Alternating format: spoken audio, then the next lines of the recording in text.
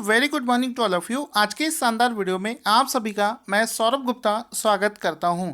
दोस्तों, आज के इस वीडियो में हमारा जो पहला प्रश्न बना है वो बना है एक रैंक और रिपोर्ट के ऊपर।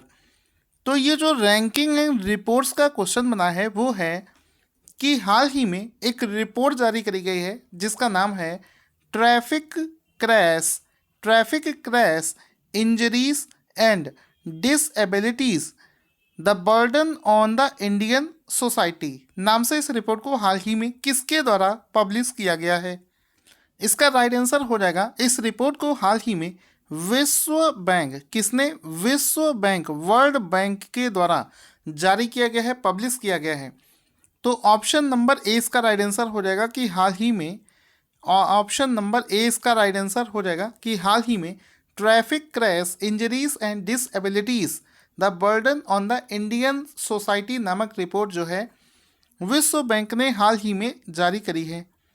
अब इसका एक फ़ोटो देख सकते हैं, ये वो रिपोर्ट है जो कि यहाँ पर आप नितिन गडकरी जी के हाथ में देख रहे होंगे। इसमें इसका जो टाइटल मैंने आपको बताया वो लिखा है और ऊपर लिखा है द वर्ल्ड बैंक, यानी कि जिसके द्वारा इसको पब्लिश किया गया है। अब ये जो रिपोर्ट है इसको विश्व बैंक ने किसके साथ मिलकर पब्लिश किया है? तो इस रिपोर्ट को सेव लाइफ फाउंडेशन, तो ये भी इम्पोर्टेंट है, सेव लाइफ फाउंडेशन के साथ में मिलकर इसको वर्ल्ड बैंक ने तैयार किया है इस रिपोर्ट को। आगे चलते हैं। इस रिपोर्ट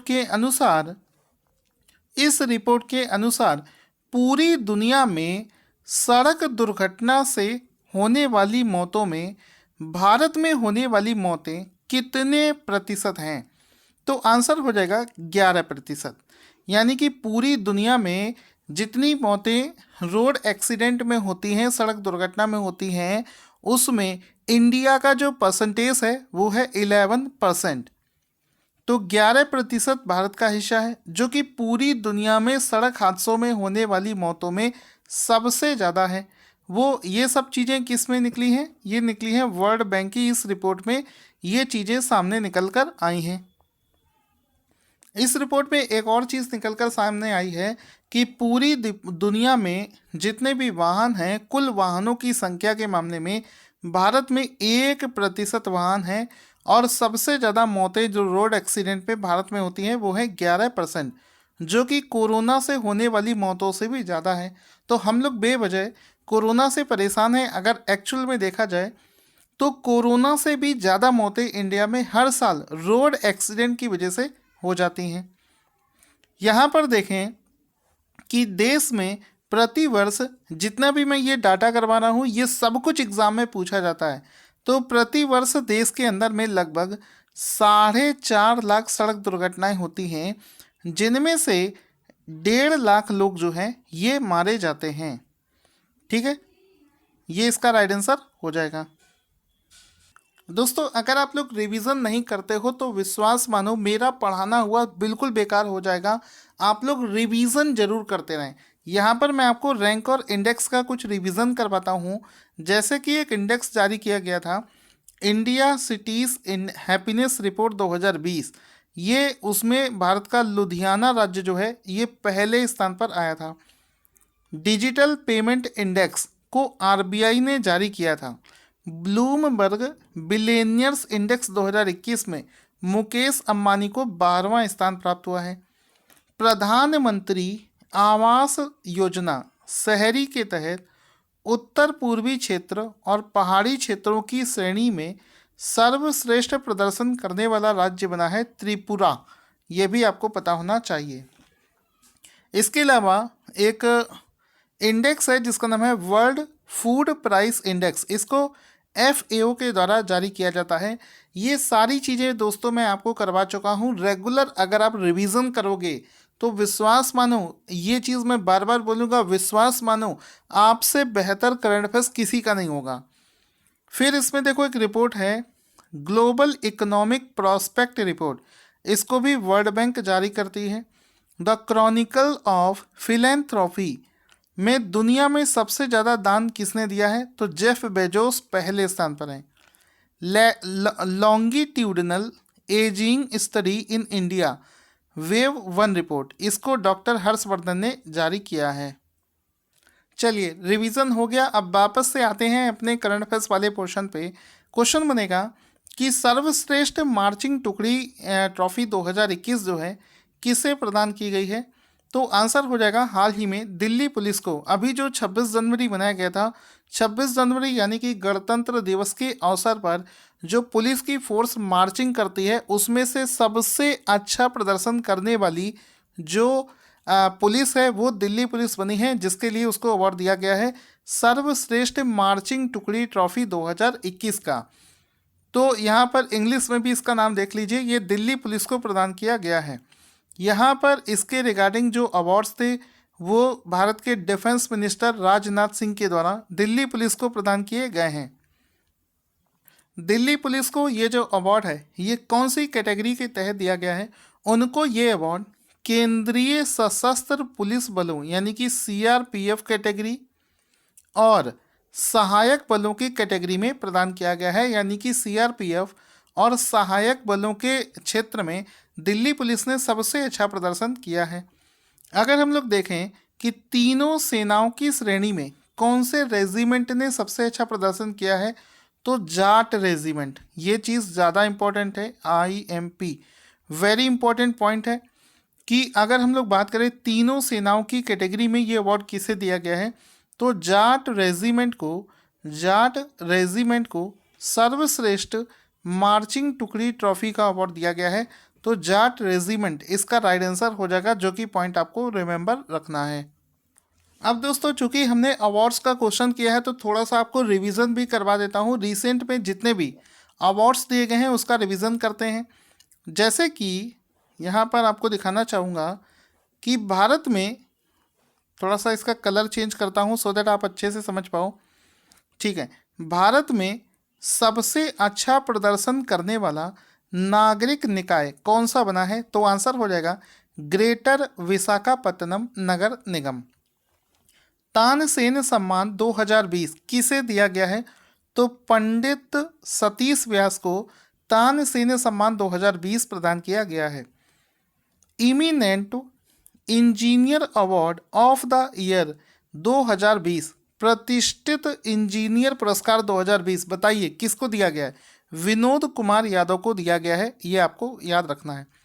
ब्रिटेन का नाइटहुड सम्मान किसे दिया गया है? आंसर हो जाएगा लुइस हैमिल्टन को दिया गया है, जो कि फार्मूला 1 रेसर हैं। कोरिया गणराज्य के द्वारा गॉर्ड ऑफ द ऑनर किसे दिया गया है? तो MM नरावने को दिया गया है। आगे चलते हैं। राज्य संस्कृति पुरस्कार उत्तर प्रदेश सरकार के द्वारा प्रदान किया जाता है। प्रधानमंत्री आवास योजना अवार्ड के तहत सबसे अच्छा राज्य कौन सा है? तो उत्तर प्रदेश इसका राइट आंसर हो जाएगा। DRDO की तरफ से साइंटिस्ट ऑफ द ईयर किसे दिया गया है? तो ये दिया गया है हेमंत कुमार पांडे को। कायाकल्प पुरस्कार किसे दिया गया है? तो एम्स भुवनेश्वर को कायाकल्प पुरस्कार प्रदान किया गया है। ई गवर्नेंस कैटेगरी में स्कॉच चैलेंजर अवार्ड किसे दिया गया है? तो मिनिस्ट्री ऑफ ट्राइबल अफेयर्स को प्रदान किया गया है। चिकित्सा के क्षेत्र में प्रवासी भारतीय सम्मान पुरस्कार डॉक्टर सुधाकर जोनल गड्ढा को दिया गया है। इसके बाद में एक रिवीजन करेंगे। IFFI में Indian personality of the year award किसे प्रदान किया गया है? तो विश्वजीत चटर्जी को ये अवार्ड दिया गया है। तो दोस्तों इसी तरीके से हम लोग छोटा छोटा रिवीजन भी करेंगे कभी कभी, तो विश्वास मानिए बहुत ही फ़ायदा होगा, क्योंकि कम समय में ज़्यादा चीज़ें हम लोग यहाँ पर सीख पाते हैं। दोस्तों वापस से हम लोग अपने इस वीडियो पर आ जाते हैं। क्वेश्चन बनेगा, एक बहुत ही फेमस उपन्यास इस समय जो चर्चा में चल रहा है, the terrible horrible very bad good news, इसके लेखक कौन है? तो इसके लेखक का नाम है मेघना पंत। हाल ही में इस उपन्यास को रिलीज़ किया गया है और इसकी लेखक का नाम है मेघना पंत। इसका राइट आंसर हो जाएगा। इसको पेंगुइन पब्लिकेशन के द्वारा पब्लिश किया जाएगा। ये अवार्ड विनिंग ऑथर हैं जिनका नाम है मेघना पंत, उनके द्वारा एक नई पुस्तक लिखी गई है जिसका नाम है the terrible horrible very bad good news. ये इसका पूरा नाम हो जाएगा, जिसको मेघना पंत के द्वारा लिखा गया है। अगला प्रश्न बनेगा कि अंतरराष्ट्रीय क्रूज टर्मिनल जिसका नाम है सगारिका, सगारिका भारत का पहला पूर्ण अंतरराष्ट्रीय क्रूज टर्मिनल है। इसका उद्घाटन किस स्थान पर हुआ है? तो भारत का पहला पूरी तरीके से इंटरनेशनल क्रूज टर्मिनल जो है, इसको हाल ही में कहाँ पर? Option number A, Cochin port trust पर इसका उद्घाटन किया गया है, वहीं पर इसका निर्माण किया गया है। तो भारत का पहला, इसको समझना, भारत का पहला क्रूज टर्मिनल, अंतरराष्ट्रीय क्रूज टर्मिनल का नाम क्या है? आंसर हो जाएगा सगारिका इसका नाम है, और इसको कोचीन पोर्ट ट्रस्ट पर डेवलप किया गया है।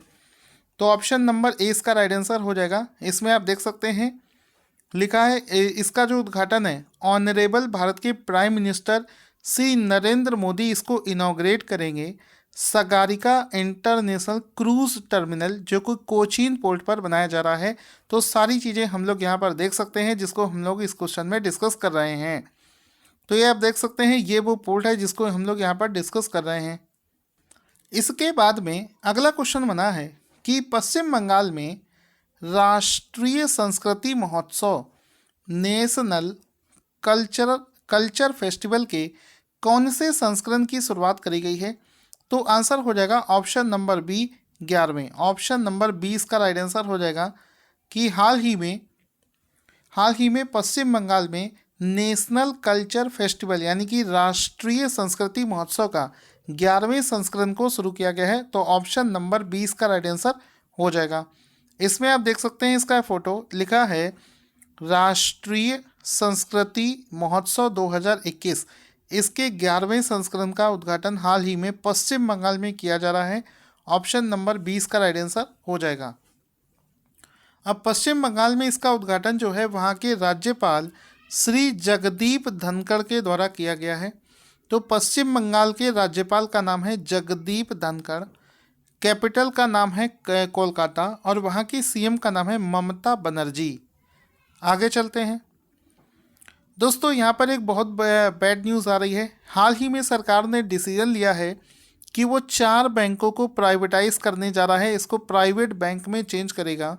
तो सरकार ने Bank of Maharashtra, Indian Overseas Bank, Central Bank और Indian Overseas Bank, Central Bank और कौन सी बैंक को निजी बनाने का चुनाव किया है? तो 3 बैंकों का तो ऑप्शन में ही दे रखा है। चौथी जो बैंक है उसका नाम है Bank of India. Option number C इसका राइट आंसर हो जाएगा। बैंक ऑफ इंडिया को भी प्राइवेट बैंक में चेंज कर दिया जाएगा, अभी ऐसा सरकार ने अनाउंस किया है। दोस्तों मैं खुद बहुत ज़्यादा इस चीज़ के लिए दुखी हूँ कि ये जो पब्लिक सेक्टर बैंक है जिसके लिए हम सभी लोग तैयारी करते हैं, उन सबको प्राइवेट किया जा रहा है। तो ऐसे हजारों स्टूडेंट्स का क्या होगा जो ऐसी बैंकों में नौकरी लेने के लिए दिन रात मेहनत कर रहे हैं। इस तरीके से तो मुझे लगता है अगर देश के अंदर हर चीज़ को प्राइवेट कर दिया जाएगा, कोई भी गवर्नमेंट ऑर्गेनाइजेशंस नहीं बचेंगी, तो फिर स्टूडेंट किस चीज़ के लिए इतनी तैयारी करेगा? तो ये चीज़ सोचने वाली बात है। यहाँ पर क्या सिस्टम हो रहा है, आप लोग भी अपनी राय कमेंट करके बताइए कि ये जो प्राइवेट किया जा रहा है ये सही है या गलत है। तो यहाँ पर आप देख सकते हैं 4 बैंकों को शॉर्टलिस्ट किया गया है, बैंक ऑफ इंडिया और bank of Maharashtra, central Bank और इंडियन ओवरसीज़ बैंक, इन सभी को यहाँ पर शॉर्टलिस्ट किया गया है। क्वेश्चन है, किस राज्य सरकार ने 5 रुपये में गरीबों को दोपहर में भरपेट भोजन देने वाली माँ की रसोई योजना को शुरू किया है? आंसर हो जाएगा कि हाल ही में पश्चिम बंगाल सरकार ने। ऑप्शन नंबर 20 का राइट आंसर हो जाएगा। बहुत ही सस्ता, मात्र 5 रुपये में गरीबों को भरपेट भोजन कराने के लिए माँ की रसोई नाम से एक योजना को शुरू कराया है। तो ऑप्शन नंबर बी पश्चिम बंगाल इसका राइट आंसर हो जाएगा। अब इसमें क्या क्या मिलेगा? इसमें आपको दाल, चावल, सब्जी और एक अंडा भी शामिल है। इस योजना का नाम तृणमूल कांग्रेस के नारे माँ, माटी और मानुष से लिया गया है। क्वेश्चन बनेगा कि हाल ही में क्रिटिक्स चॉइस अवार्ड के 3रे संस्करण में कौन सी वेब सीरीज को बेस्ट वेब सीरीज के तहत चुना गया है? तो आंसर हो जाएगा स्कैम 1992। तो स्कैम 1992 नाम से ये जो मूवी है इसको क्रिटिक्स चॉइस अवार्ड के तीसरे संस्करण में चुना गया है। ऑप्शन नंबर ए इसका राइट आंसर हो जाएगा। यहाँ पर आप देख सकते हैं क्रिटिक्स चॉइस अवार्ड यानी कि CCA में सबसे बेहतरीन वेब सीरीज जो है ये चुना गया है स्कैम 1992 को। द हर्षद मेहता स्टोरी इसको चुना गया है। साथ ही साथ में इसमें जो सर्वश्रेष्ठ अभिनेता का अवार्ड है वो इसी मूवी के जो अभिनेता हैं जिसका नाम है प्रतीक गांधी उनको चुना गया है। और सर्वश्रेष्ठ अभिनेत्री का अगर देखें तो ये अवार्ड दिया गया है आर्या वेब सीरीज़ के लिए सुष्मिता सेन को। सुष्मिता सेन को आर्या वेब सीरीज़ के लिए सर्वश्रेष्ठ अभिनेत्री के रूप में चुना गया है। क्वेश्चन बनेगा कि प्राथमिक सहकारी बैंकों यानी कि अर्बन कोऑपरेटिव बैंक्स को मजबूत करने के लिए RBI द्वारा गठित समिति के प्रमुख के रूप में किसे अपॉइंट किया गया है? आंसर हो जाएगा NS Viswanathan. Option number C इसका राइट आंसर हो जाएगा। NS विश्वनाथन इसका राइट आंसर हो जाएगा, जिनको कि RBI ने एक समिति बनाई है जो कि अर्बन कोऑपरेटिव बैंक्स को और ज़्यादा मजबूत करने के लिए काम करेगी। उस कमेटी का जो हेड है वो NS विश्वनाथन को बनाया गया है। ऑप्शन नंबर सी इसका राइट आंसर हो जाएगा। साथ ही साथ में यहाँ पर आप देखेंगे ये NS विश्वनाथन का फोटो आपको दिख रहा होगा। इसमें देखो लिखा है RBI sets up a panel, एक पैनल बनाया है कितने 8 मेंबर्स का, 8 मेंबर्स का एक पैनल बनाया है जिसको हेड करेंगे NS विश्वनाथन। इसका एक फोटो भी आपको यहाँ पर दिख रहा है। इस कमेटी में कुल कितने 8 सदस्य होंगे ये पॉइंट भी याद रखना। अलग से एक इसका भी क्वेश्चन बन सकता है कि इस कमेटी में कुल 8 सदस्य होने वाले हैं। तो दोस्तों आज का वीडियो आपको कैसा लगा कमेंट में लिखकर ज़रूर बताइए, और आज के इस वीडियो का ये जो क्वेश्चन है इसका आंसर भी कमेंट बॉक्स में लिखकर बताइए।